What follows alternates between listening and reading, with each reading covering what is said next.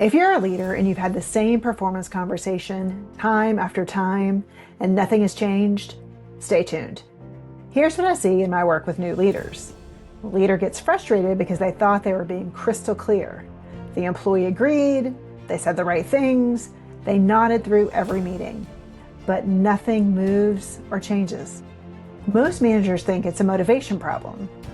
What it almost always is a diagnosis problem. You're applying one fix to 5 completely different performance situations, and it doesn't matter how good your feedback is if you're treating the wrong root cause. Hi, I'm Jen Arnold, and I help new leaders navigate their first people management role. Here's what actually happens in most performance conversations. The manager either avoids them entirely because they don't know what to say, or they have the conversation and the feedback is so vague, it can't land. Leaders say things like, be more professional, take more initiative. I just need you to step it up. That's not clear feedback. That's a feeling you're having with no specifics attached. And when you give this vague feedback and nothing changes, the leader assumes the employee just doesn't want to do the work. Some leaders will even jump straight to a PIP or a call to HR. But here's what they've missed. Before you decide what to say, you have to figure out which problem you're actually dealing with. There are at least 5 root causes of stalled performance, and each one requires a completely different response. Pick the wrong fix for the wrong cause, and it doesn't matter how many conversations you have, nothing will stick. Now, drop a comment before we get into these 5 root causes. Have you ever been on the receiving end of feedback like, be more professional or be more strategic? Tell me what you actually did with it. The first root cause is a skill gap or a job fit problem. These two often look identical on the surface, so I'm going to treat them together because the diagnostic question is essentially the same. Ask yourself this: has the person ever done this well? Not perfectly, but competently, even partially. If the answer is no, and you've provided real teaching, real modeling, you may not have a training problem. You may have a job fit problem. This person might be capable, just not in this role. The skill gap is fixable. The job fit problem is not, at least not in their current position. Knowing which one you're dealing with changes everything. If it is a skill gap issue, the answer is teaching, coaching, and giving specific examples of what good looks like. If it's a fit problem, you're not failing as a manager if you admit that. You're just doing your job. Some people are perfectly talented and capable. They're just in the wrong role for them. And the kindest and most honest thing you can do is name it clearly and decide what comes next, whether that's a role change or a harder conversation. Now, I worked with a new leader whose direct report needed step-by-step instructions after 2 years of being in the same role. And what did this manager do? Well, she documented more, built more process flows, gave explicitly detailed instructions. More of the same thing that wasn't working. She thought this direct had a skill gap, so she kept trying to close it. But what she actually had was a fit problem. The job required comfort with gray areas, making judgment calls, ambiguity, situations where there's no right answer that they could look up in a manual. And that employee didn't like having that kind of uncertainty. She wasn't being defiant, she wasn't being lazy, but the core requirement of the role ran against something fundamental about how she operated and her strengths. So more documentation was never going to fix that. The manager wasn't failing because she didn't try hard enough. She skipped the diagnosis and kept pouring effort into the wrong solution. That's the difference between having a skill gap that you can coach and you can teach and you can upskill, and a fit problem. One you can close and the other you have to name so they can potentially move on. Root cause 2 is the one that keeps managers stuck in the same conversations for months on end, because on the surface, everything looks fine. The second root cause is what I call the agreement trap. This one's tricky because the employee isn't resisting your feedback. They agree with all of it. Yes, they nod and smile, but nothing changes. I worked with a manager whose employee was, by every surface measure, doing everything right in their conversations. She admitted her mistakes, She acknowledged the feedback. She said, "I'll do better." Every single meeting. Nothing changed. The manager kept having the same conversation, thinking eventually she's going to get it. But what the leader needed to do instead was name the pattern directly. You say something like, "Hey, in every meeting, you tell me that you agree with the feedback and you're going to take different action steps. But then nothing happens. I need to understand what's causing the gap between what you're telling me and what you're actually doing." That's a fundamentally different conversation. You're not coaching anymore. You're addressing the gap between what they're saying they're going to do and what they're actually doing. Because here's the reality. If an employee can't be straight with you about why their behavior isn't changing, there's not much you can do. You can't coach around a wall. The foundation of any performance conversation is that both people are being honest about what's actually happening. Without that, you're just having the same meeting on repeat, basically with yourself. All right, root cause 3 is the one where the manager is actually the source of the problem and probably doesn't know it yet. The third root cause is a clarity gap. The employee, doesn't know what good actually looks like. So before you get feedback, ask yourself this: can I specifically define what I want to be different?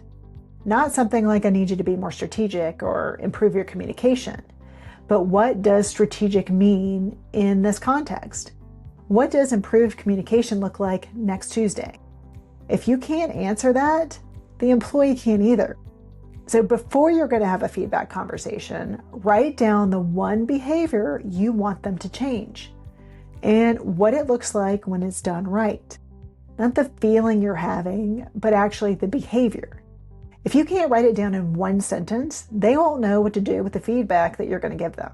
And the clarity gap is the most common root cause I see in new managers. Not because they don't care, because no one told them that clarity is the manager's job, not the employees to figure out. Root cause 4 is where things get a little bit uncomfortable. But before we dive into root causes 4 and 5, if you're watching this and it's resonating, subscribe. I publish videos each week to help new leaders navigate the many challenges of leading people. The fourth root cause is one most managers never see because it's about them, not the employee. The performance stall is real. The effort problem is real, but the cause is the manager, specifically the manager overfunctioning. This one doesn't show up overnight. It's a slow burn. The manager stepped in once when a deadline was tight and took it over. Then again, when they saw the quality wasn't there. Then they started reviewing work before it went out. Then they started doing pieces of the work themselves. And at some point, the employees stopped bringing their full effort. Because why would they? Because they've learned, you've pretty much trained them that you were just going to do it anyway. So I worked with a manager who spent 3 months convinced team had a workflow problem. He built new tracking systems, restructured the handoff process, ran a time tracking experiment, but none of it moved the needle until we mapped out a full week of his time and the data was clear. He was completing on average 2 tasks per week that belonged to his direct report. He wasn't doing it out of impatience. He was doing it because he cared about the outcome and felt it was faster to do it himself. Originally, he had diagnosed a process problem, but what he actually had was a pattern he had created himself with good intentions, training his team to underperform. So the fix here isn't a performance conversation with the employee. It's a behavioral change in yourself, in the leader. Stop catching the slack, hold the standard. Let the natural consequences do some of the work. Then the performance conversation becomes possible. Because if you keep catching mistakes and doing their work and overfunctioning, it's just going to keep piling on you. And you can't even have a performance conversation. Let them mess up. Let them fail if you need to. But stop carrying the work that is not yours to do. The fifth root cause of performance problems is the one that is honestly the hardest, and the one that they wait too long to really tackle. The employee has a skill. They've done it before. The expectations are clear. and they are choosing not to meet the standard that you have set out. It's not a training problem. It's not a clarity problem. It isn't a management problem. It's a I don't want to do it problem. So I worked with a manager who inherited a team member. Everyone described the same way. Oh, he's such a great guy. So easy to work with. Everyone loves him. And he was. He was client facing, so he was warm, personable, never created conflict, just kind of went about his way. His previous manager had given him the benefit of the doubt for years. When he got a new manager and she started actually tracking his output, not how much he was liked, but actually what he was producing, she saw a pattern. The work that required effort, that needed follow through with the clients, anything that didn't involve just showing up and being the nice guy, wasn't getting done.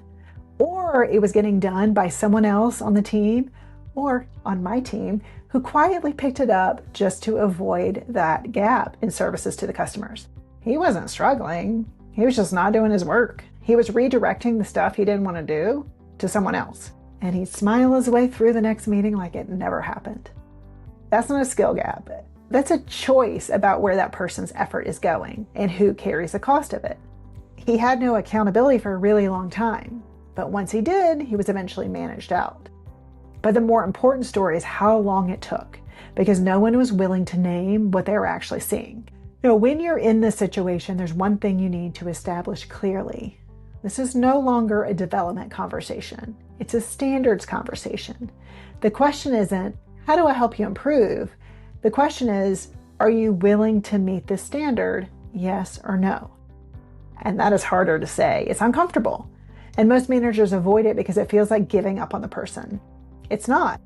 It's being honest with them about where things actually stand. It's holding them accountable for doing their job. And that is ultimately more respectful to your whole team than managing around the truth for the rest of time. Performance problems don't always stall just because managers are bad at giving feedback. That's a piece of it. But they stall because managers skip the step that comes before the feedback, diagnosing the root cause. Do that first and then have the conversation second. When you know which of these 5 root causes you're actually dealing with, you can actually move the performance conversations forward. You're not repeating yourself. It's not falling on deaf ears. You're not guessing. You're addressing the actual thing, the problem. And that's when performance conversations start to work. So if you are a leader, which one are you dealing with right now? Tell me in the comments. I would love to hear. If this was useful for you, subscribe. I publish a new video each week for early leaders. See you next time. Thanks for watching.